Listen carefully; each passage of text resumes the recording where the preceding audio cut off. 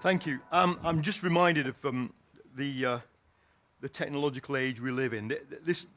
I bought this just on the eve of Lehman Brothers, and everything is in here. Everything I've done for 2 years. It's just marvelous that one can just sort of delve into one's work of 2 years and just pick things out. So that's what I've done to try and share with you, what's been happening. Okay, my book originally came out in April 2009 and was substantially finished in January 2009. So I started writing it on the day Lehman went bust. I was in New York, standing outside, wondering what would happen next. And it was AIG that happened the next day, and that went.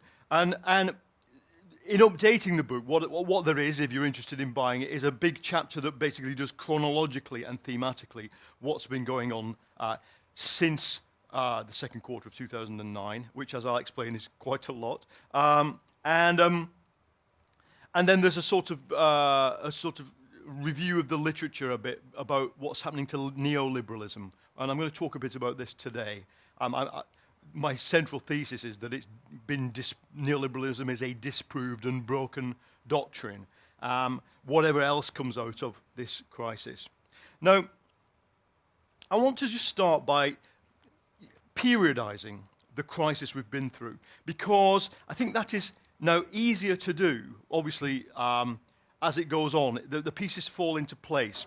And I liken it, I don't know if anybody knows this scene from the film Alien, where they stab the alien, and the alien's blood turns out to be acid, and it hits the floor of the spaceship and burns through. And they go, oh, heck. And they run to the next floor, and it burns through that one. And the whole suspense is based on how far does it go through, because if it gets to the outer shell of the spaceship, that's it, it's into outer space, and it's the end of everybody. I try to think of this crisis a bit like that. So there is something or somebody stabs the beast that is banking, and out of it comes a poison into the system. And the first thing it hits is the real economy. Because even when I was writing Meltdown the first time around, the evidence was not clear about what the impact on the real economy would be. In fact, do you remember several politicians on both sides of the Atlantic stood up and said, it's a banking crisis, but the real economy is strong. Do you remember that? I mean, why was the real economy so apparently strong? But by the time of the London conference in 2009, the G20, we knew all too well what had happened. Barry Eichengreen, this American economist, had produced these graphs showing, in fact, that the impact on industrial production, on trade, and on equity values had been exactly what it was, or roughly what it was, in the period after 1929. The rate of fall was consistent with those three graphs after 1929, with one difference, that he'd squashed the timescales, so that it took, I think, the best part of 18 months to 2 years for the stock market to halve after 1929, but it had halved by March 2009, within 6 months. The rate of fall of industrial output was 20, 30, 40% for countries like Germany, Japan, USA. And trade just really sort of, the whole synaptic system of global trade started to come apart. We suddenly learned that the just-in-time system was a fiction, that there was huge amounts of inventory on the factory floors. I went to a Midlands factory where they told me they'd sent a consignment of goods to Ford Germany from the Midlands, and Ford had turned it away at the gate saying, we don't want it and can't pay for it. That's how brutal the collapse of the global distribution system had been. So, as it were, floor one, the acid hits this floor, which is the real economy. But then it hits the state. And the state is a thicker floor. It holds it back. So the state from January, February, March the second British bank bailout, the final bailout and cauterization of the American banking system that takes place before the London conference, and then the turn to quantitative easing in America, Japan, and the UK takes the strain. I'll go into this in a little bit of detail, but suffice to say, a year on, it turned out that parts of the state structure, the state edifice in the world, weren't strong enough to take the strain. And the acid began to leak through the state, or state-like bodies, or state-like creations. Let me explain what I mean. You can see I'm having trouble trying to think of a generic term for this. The euro, based on a fiction, based on fiscal fiction in Southern Europe, based on fictional harmonization, nearly collapsed. We know it was hours away from collapse. The American bipartisan system, I think, also is essentially a casualty of this, because the state had to leap into the American economy. 787 billion fiscal stimulus, 2/3 of it delivered through Keynesian methods, that is through spending. You'll probably know that I think at least half of that has not been yet spent, of which more later. And then 1.75 trillion quantitative easing. Many Americans believe this is ungodly and unconstitutional, and it's tearing American politics apart. I've just come back, and I cannot overemphasize how once you leave the coastal regions and go into the small towns, there is this visceral disorientation, coinciding, of course, with 6 million people moving from the status of middle class to poverty-stricken, 1.5 million people losing their homes. And the third thing I would say, maybe we could talk about this, and you're a kind of, Professor Emeritus on this subject, UK social democracy. The whole model of social democracy as a conveyor belt for heavily taxed finance down to benefit recipients in communities that never get better apart from the receipt of benefits. I just don't think there's a degree of disorientation in the whole social democratic space at the moment that's probably only just begun, actually. Now, the final, so the acid burns through. The final, or it were, the stage that we are at now is that it will now test and place stress on another layer of defenses, and that is relationships between classes and relationships between states. As you know, you can see the one in France. Who should pay? Should the unions be able to resist the raising of the retirement age? That's the class. Greece is a good example as well. I was in Greece during some of the demonstrations there. But also between countries, because what is happening is that as one after the other country adopts quantitative easing or zero interest rates, this is, whether you declare it or not, it is a depreciatory policy on your currency.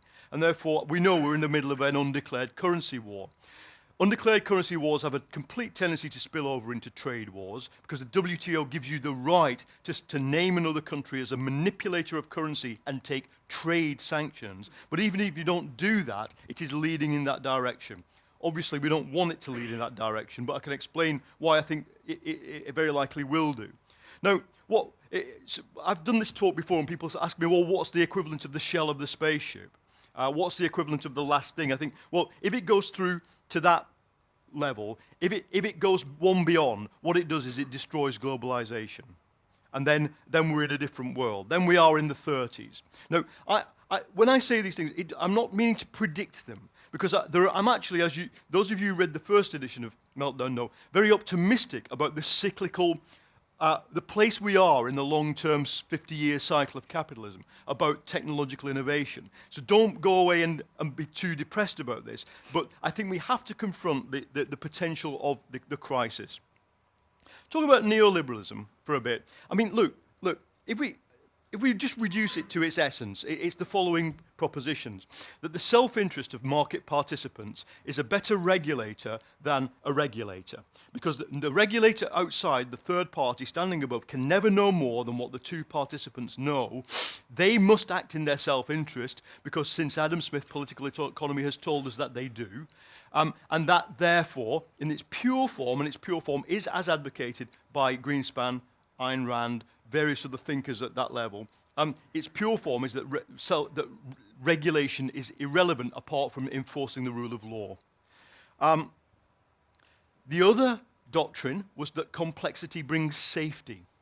So the more complex the financial system was, the more it was a sort of resilient safety net, more like a network than a hierarchy, able to take the blow. And in fact, liquidity, which is a banking term, was incredibly enhanced by the ability to, famously the boss of the boss of Ryanair hedging his kerosene prices out to 2015. All of that helps stability. But in fact, what I should say is, of course, we now know that the banks didn't act in their own self-interest. On the day that Lehman went bust, it was technically solvent, but we only thought that because we didn't know about Repo 105, which we now know because of a lawyer's report prepared in a court case where they had shunted billions of their bad, or as it were then to become debt, off balance sheet. Never mentioned any briefings to financial analysts. So they didn't act in their own self-interest, they blew their own bank up. Just like the boss of Bear Stearns blew his own bank up by sitting in a card game while the bank was going down the tubes for 10 days without a mobile phone. Jimmy Kane. It's all there in the sort of those extensive American accounts of this. Blow by blow they give you, but no analysis. Complexity brings safety. It didn't. The derivatives didn't help take the blow. They helped amplify it. And the third thing, which I don't know whether there are various people on the guest list here from SOAS, and if that you should be very proud of that institution because it is the home to a school of heterodox economics known as the Financialization School, which I think gives us a third view as to why neoliberalism is in trouble as an ideology. Kostas Lapovitsas from SOAS writes, if I can rescue my spectacles for a second, that tells us that what happened in the neoliberal era since 1989 is that the relationship between the citizen or the worker and capital changed so that very often the primary relationship between the individual and capital is financial. The most concrete explanation of this or example would be, the capitalist who makes the most profit out of me, even if I am a private sector employee, is probably the person who owns my credit card account. At 18%, 23%, this is a historically high rate of return on capital that even the 19th century factory owner would have been proud of. Now, the insight that the Lapovitsas and et al. Give us is that, quote, financialization finally allowed the ethics, morality, and mindset of finance to penetrate into the deepest recesses of social and individual life. Social values have been affected by the outlook of the financier, calculating, distant from production, always looking for the main chance, constantly worried about liquidity. Waves of greed have been released by the transformation of housing and pensions into investments, dragging individuals into financial bubbles. This is my answer to the question of when people say, absolutely rightly, didn't we cause it ourselves? Wasn't it us with our rapacious desire for cheap credit that caused this? I think we did, but to go beyond the moral and into the sociological, I think that description is right. Because if you then say, you are encouraged to think of yourself as a node in the financial network. What is my net worth? What's my credit score? Okay. The other two bits of neoliberal doctrine, self-interest and complexity, teach you to do what? To teach you to do exactly what Lehman Brothers did. To leverage yourself to the max and to pursue only your hard-headed self-interest, which is simply this. If you are poor and you're sitting there in Detroit and somebody comes to you and says, you know what, you and nobody in your family has ever owned a home, but sign this paper and you can own one, naked self-interest, as taught by Ayn Rand and Alan Greenspan, tells you to sign the paper because there is seemingly no comeback. Only in Spain we find out that people get truly penalized for that kind of behavior. So, banking. The third thing, I'll finish on this, I think, just to touch on banking. Well, we are now some way into the gradual realization that what they originally thought would be enough is not going to be enough to reform banking.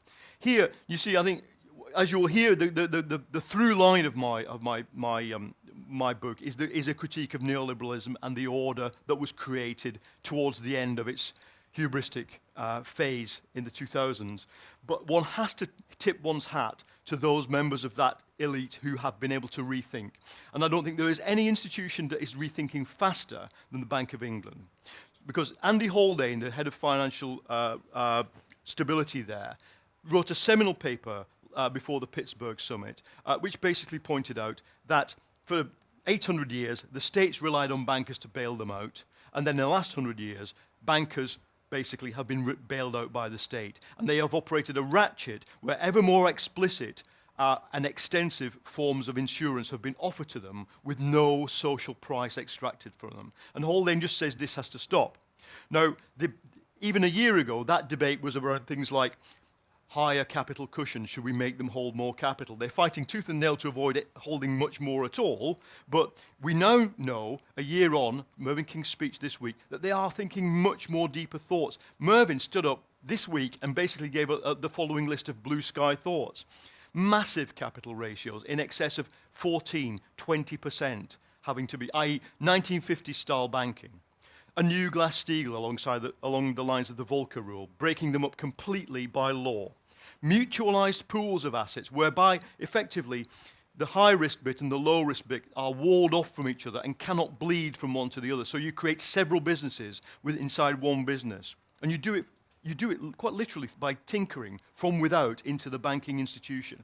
And finally, Mervyn says, just throw away, in the Buttonwood speech in New York, abolish fractional reserve banking. Let's think about that, says the Governor of the Bank of England. So all there in black and white, you can read the speech. Let's think about whether we should ban money creators from investing. Now, that's a long way in 2 years. But what I think the problem with this is, as they will point out to you, you cross any threshold in Canary Wharf, is where does the dynamism of modern capitalism come from if we then get the retreat into this kind of banking? This is why, if I advertise my book for one thing only, I was among the few people who understood how relevant Hyman Minsky's work would become. Minsky, a new Keynesian economist, regarded as crazy by the policymakers, loved on Wall Street because he was a theorist of instability, and you could even buy Minskyite hedge funds during the boom that were betting on a crash. Strategies, in other words. But Minsky basically says, look, the answer to all this is to socialize the banking system. It is to create a socialized banking system and a highly dynamic private sector. So it's not socialism. It is literally, as they say in economics lectures, interesting businesses, boring banks. And if necessary, boring banks owned or partly owned or subvented by the state. We know that RBS and HBOS and Lloyds were several times over nationalized in value terms, but never socialized because there's no control exerted over them. In successive budgets for 2 years, the UK Treasury has ordered them to lend more, and at the end of each period, they have net lent less. And we own them. So when I say socialize the banking system, that is what I mean, and I think it is a solution that weirdly, they have to, at some point, begin to look at, because much though I enjoy seeing Mervyn King talk about the end of fractional reserve banking, in a way I don't enjoy it, because I can actually have the imagination to imagine what the world might be like if that was there. And I remember sterilized milk and shops with nothing in them in the 1960s, or not much in them. And who wants to go back to that? I think they are edging towards a much bigger rethink. Okay. To finish then, where do we go? There is a really interesting mismatch between the scale, constantly, between the scale of the challenge and the way policymakers react. You can see it. We do not believe they are the masters of the universe, and I don't think they do really anymore. But my big concern now is that the momentum of this competitive exit route declared against in Pittsburgh, followed relentlessly ever since, takes us towards trade and currency rivalry. And the problem is, Keynes said in the 30s, don't wish for the failure of the palliative measures, even if it's not your palliative measure, even if you hate what the said government is doing and you would rather have a different way of stopping the crisis, because you will not like what happens if the palliative measure fails. I do not think most of us can envisage what it would be like if America declared trade war on China. Okay? Yet, I have spent 2.5 weeks in the sort of boondocks of America speaking to left-wing trade unionists who could barely spit on the word Democratic Party, and right-wing Tea Partiers who barely bring themselves to vote for mainstream Republican candidates, who want only this, a trade war by America against China. And in a democratic country, at some point, something is going to give. I don't have an apocalyptic vision about America. Somebody said to me at another one of my talks, it's the Weimar Republic with 250 million guns. It isn't that, but the crisis ain't over. Well, thanks for that, Paul. Start where you kind of finished up, which is, we had David Harvey, the Marxist economist, talk here. It's in our RSA Animate series. It's been watched by 700,000 people. And it's 700,000 people thing, yeah. watching Marxist economics. Now he kind of argues, to really simplify it, that basically, problem for capitalism is where do you generate profit? That profit being generated out of manufacturing kind of basically ran out because labour costs had been squeezed, globalisation, and so finance was the answer to the question of where does capitalism make profit. If you have a more regulated finance sector and you can't make as much profit, crazy profits, profits based on kind of mortgaging tomorrow out of finance, do you think the West can make profits? I mean, or do we actually, is part of what has to happen, that we have to recognise that we have to accept much lower levels of growth and we have to change our expectations? I don't agree with him, by the way, in his particular, the way he's applying the category.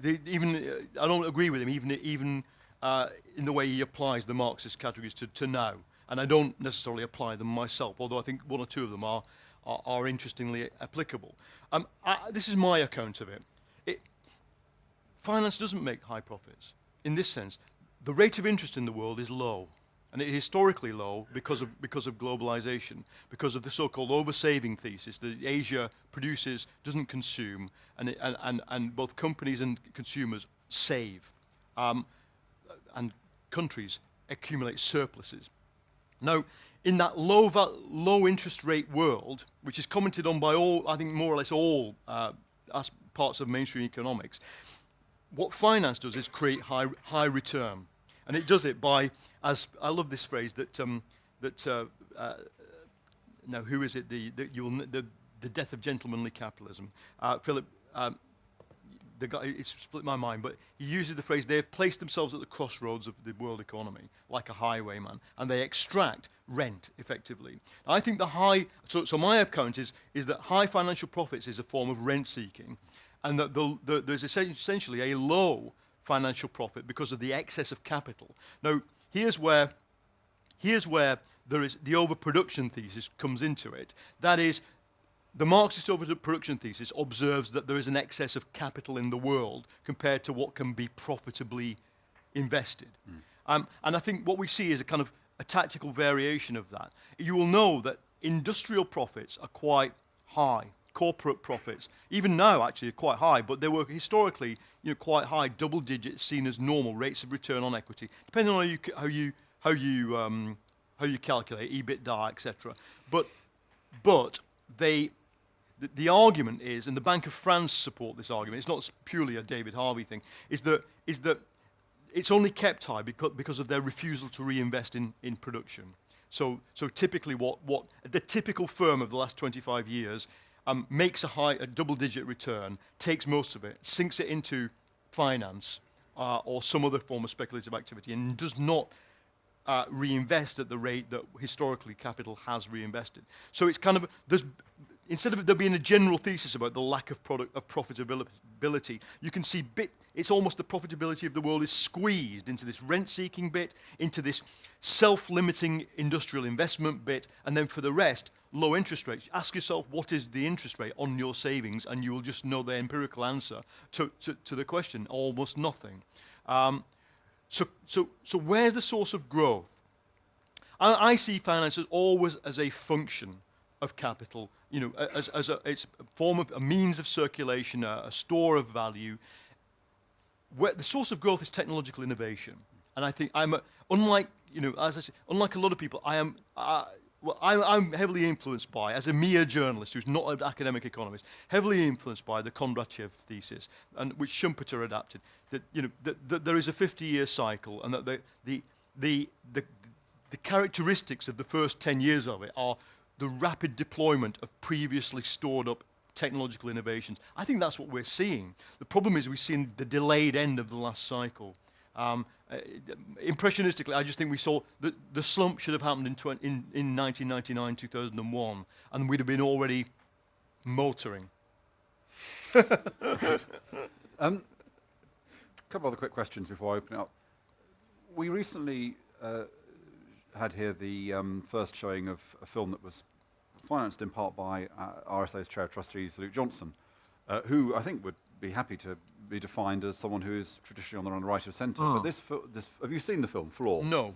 The basic thesis of the film Floor is that what drove the credit crunch was wage inequality. Yeah. And again, to be very simplistic, what it argues is in America, if you compare what happened in the 90s and noughties with where we were in the kind of 70s and 80s, $1.5 trillion flowed up to the top 1% that would otherwise have been distributed amongst everybody else. And then $1 trillion of that, because what do you do with all that money? There's only so many yachts you can have, then flowed down in the form of dodgy debt for the poorest people. I mean, do you think that thesis is right? And if it is right, is tackling gross wage inequality part of what we have to do to build a more sustainable economy? I think the thesis is essentially right, although I would say tackling absolute wage levels is the key. Because if you look at look what happened in America. America's the pure form. One can't identify modern capitalism too much with America, but it is obviously a big part of it. And you're absolutely right that the 50th percentile is in real terms on the eve of the crash the same as it was in 1973. The wages of the 50th percentile male income has gone up a bit under Clinton and back down again under Bush, and is the same. Now, the more recent U.S. Census Bureau statistics tell a slightly different picture. They look at median income in general, I think by deciles, but they say the median income is now 5% lower than what it was in real terms than 1999. So what if you might say that the neoliberal model in America did stagnate wages, but there are also subsets. Female wages rise on on all statistics because female participation is increasing. But yes, so wages stagnate for the middle and bottom.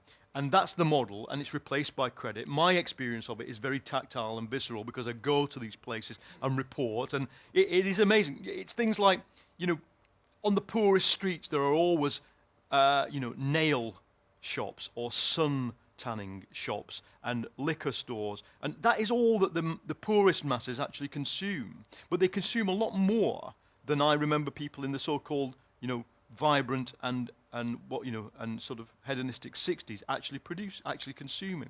So we created the consumption has to go along with the lending. You have to create the consumer addiction. I just have a hunch that is the whole thing is over, because the credit's not coming back in the same way it was, and people's preparedness to go on consuming like that when they're essentially poor isn't. So you have to. It's a Keynesian thing. It's not. It's not very radical. Just increase the real spending power of the masses. Actually, do you know what? If you did it, I don't think you'd be so obsessed with the inequality aspect, because the inequality aspect is kind of a function of the. I think as well it goes back to technological and social conveyor belt escalators we've created. It's once you're on the getting rich escalator, it's incredibly easy to get rich in the niches of the global capitalism. I don't think you're going to be able to stop that, but I think you could do something about redistributing so that the model, and this is the paradox, the one country that isn't going to do that is America. Meanwhile, what I've just said is not true in Europe. Real wages rose throughout the 2000s in Europe. So as a generic problem for capitalism, it's not such an issue. Real wages have been rising in Japan. And then finally, before we open it up, You will have read the fascinating piece in Prospect this month about quantitative easing. I just kind of wanted what your take is on that kind of debate. Where has this money gone? Right. BBC journalists can't support policies, but if there was one policy that I would have liked to have supported, it would have been quantitative easing. And rest assured, I introduced it very early to the debate, because people in the city on the bond side of the city just came knocking on my door saying, look, nobody understands this. It's got to be done. We were all in Japan in the 1990s. You can't do it through fiscal. You can't do it through the fiscal stimulus. Even in a country like Britain where you've got pipelines for fiscal stimulus, in America you've not got the transmission mechanisms are atrophied. You can't do it. Now, what I think happened, and we know that they didn't know how to do it. They had to go and read a book. The Spencer Dale, the Bank of England's chief economist, wanted to do it. I think a lot of people in his department told him it wouldn't work. Okay. These bond guys said to me, look, we have no way of talking to the Bank of England because they've sacked everybody who believes what we believe. They're effectively neo-Keynesian sort of bond traders out there in Canary Wharf. So, all right, what I think happened is that they misdesigned it. Because what people were saying to me is, what you've got to do is ask yourself what it's supposed to achieve. It's got to achieve the maximum reduction in the risk-free rate, that is, of the lending to the government, and then it's got to push that ultra-low rate of interest out into the economy by forcing credit through the system. That is both the macro and micro goal of QE as practiced in Japan after 2002, and as advocated by Keynes after 1932. So that's what they said. But you ask in vain from the Bank of England about any level of understanding of what it's supposed to achieve there. I think they announced that we were very happy that it had all been locked up inside the banking system. They said, sure, we've spent the 200 billion, and the rate of growth of the M4 is still on its knees. It's bounced back a bit now, but at the time when it was down there, they said, don't worry, it's all in the banking system, and it'll have an impact in the asset prices, so the stock market will rise. People will be confident. I think by basically privatizing the issue or outsourcing the issue of micromanagement of banking, and then just doing the macro thing, you're more or less guaranteed that, well, it's 12% of GDP, we don't know where that is, whether it's in a pipeline and about to spring out in the form of consumer spending and high inflation over the next 3 years, or whether it's already there and we just haven't noticed it, or there was, as it were, an implicit 12% or 3% per year slump happening that we just happen to have averted.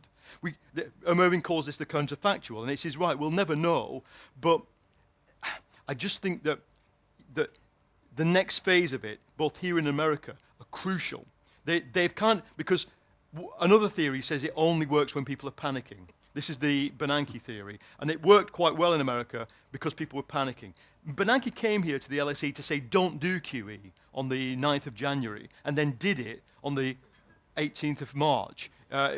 1.5 million people lost their jobs in between those two statements. But the reason he said don't do it was because he said do a targeted version of it where you concentrate on buying bad debt rather than the good debt of the government.